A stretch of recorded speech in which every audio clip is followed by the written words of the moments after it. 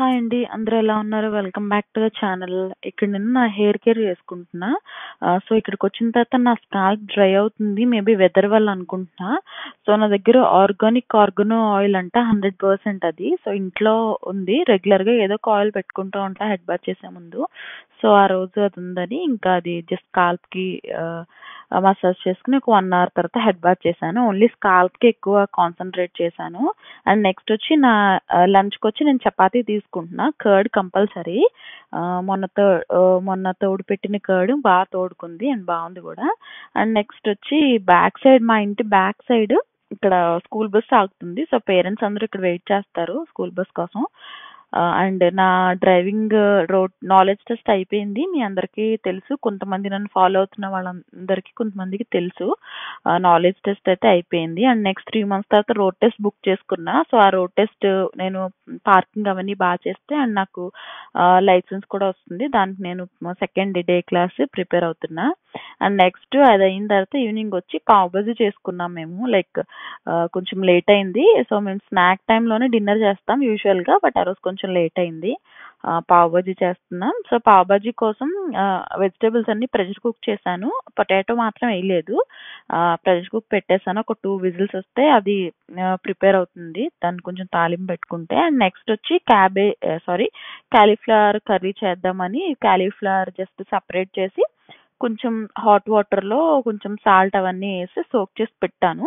So, ఒక 10 minutes అలా soak చేసి ఈలోపు నా పనులన్నీ చేసుకుంటున్నాను. ఎందుకంటే అలా చేస్తే దానిలో ఉన్న లైక్ పెస్టిసైడ్స్ అవన్నీ యూజ్ చేస్తారు గదా! దాని క్రాప్‌కి అవన్నీ వచ్చేస్తది. లోపల ఏమన్నా ఉంటే బయటకొస్తాయి అని చెప్పి హాట్ వాటర్‌లో కొంచెం సాల్ట్ ఏసి అలా పెట్టాను. అండ్ నెక్స్ట్ ఇక్కడ నా పనులన్నీ చేసుకుంటున్నా వన్ బై వన్ ఈలోపు. అండ్ ఈ మధ్యన నేను కొన్ని రోజుల నుంచి రైస్ క్వాంటిటీస్ తగ్గించాను. రైస్ క్వాంటిటీస్ కన్నా కొంచెం కర్రీ క్వాంటిటీ పెంచాలి అండ్ రైస్ ప్లేస్‌లో ఏదో ఒకటి చపాతీ గానీ, ఫాక్స్‌టైల్ మిల్లెట్స్ గానీ అలా ఏదో ఒకటి రీప్లేస్ చేస్తున్నా. సలాడ్స్ గానీ, లేదంటే చనా చాట్ గానీ అలా ఏదో ఒకటి తీసుకుంటున్నా. అండ్ ఇక్కడ చూసారా వీడియోలో ఎలా కట్ చేస్తున్నానో నేను చిన్నగా, చాలా చిన్నగా కట్ చేసుకోవాలి. ఎందుకంటే ఈ కాలీఫ్లవర్ కర్రీలో నేను అసలు వాటర్ ఏమి యాడ్ చేయను. జస్ట్ లైక్ ఫ్రై లాగా దగ్గరగా చేసేస్తాను. దట్టు కాలీఫ్లవర్ నుంచి బానే వాటర్ వస్తది. ఆ వాటర్‌తో అది కుక్ అయిపోతుంది. సో, వాటరే మెయిను. అందుకే చాలా చిన్నవిగా కట్ చేసుకున్నా. లైక్ తురుముతాం కదా! సో, తురిమినట్టుగానే చిన్న చిన్న పీసెస్‌గా కట్ చేశాను. ఇలా కట్ చేసి పెట్టుకొని ప పక్కన పెట్టుకున్నాను.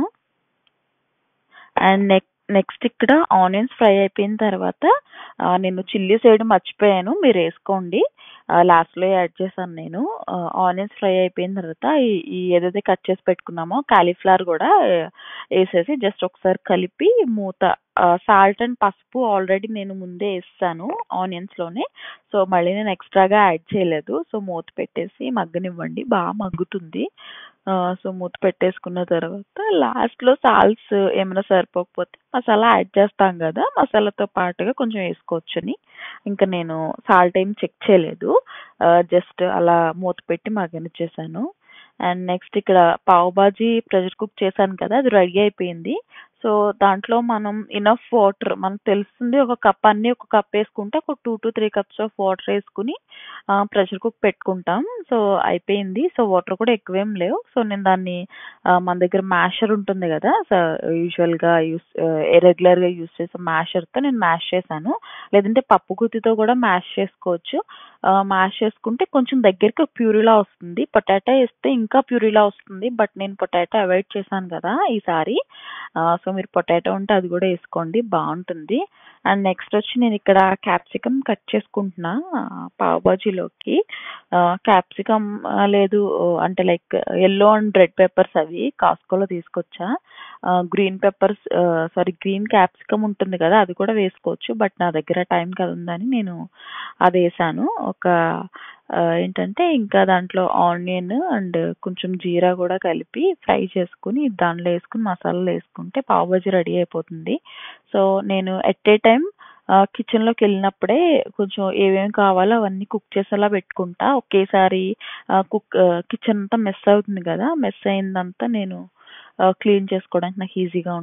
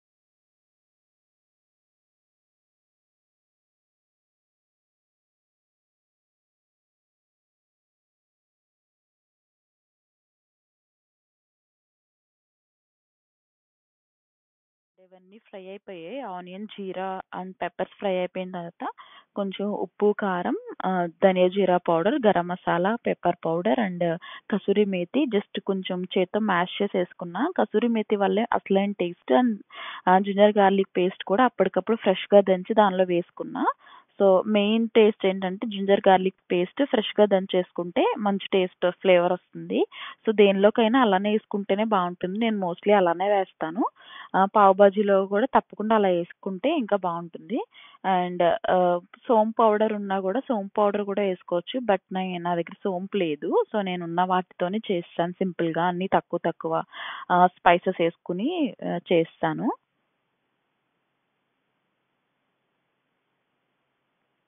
అండ్ ఇలా ఫ్రై అయిపోయిన తర్వాత ఏదైతే వెజిటబుల్ ప్యూరీ ఉందో అదేసుకొని జస్ట్ కొంచెం వాటరేసాను. మరి దగ్గరగా ఉందని చెప్పి వాటరేసాను.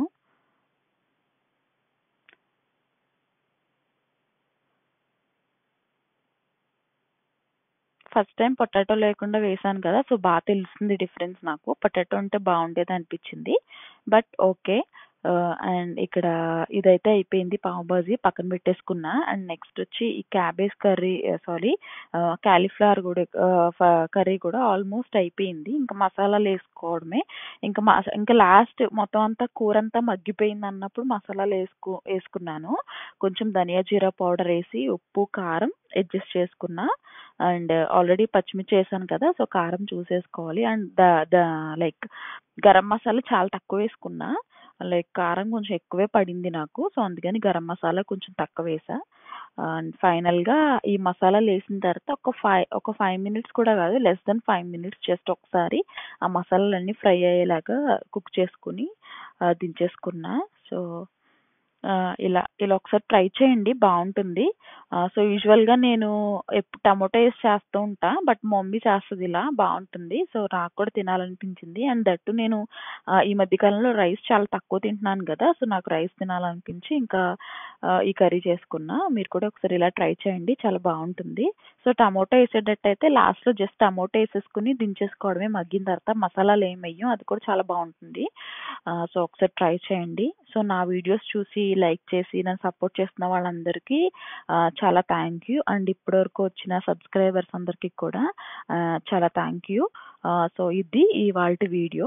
లైక్ మీకు ఎంతో కొంత యూజ్ అయిందని నేను అనుకుంటున్నా. ఈ వీడియో గనుక మీకు నచ్చితే please like, share and subscribe my YouTube channel.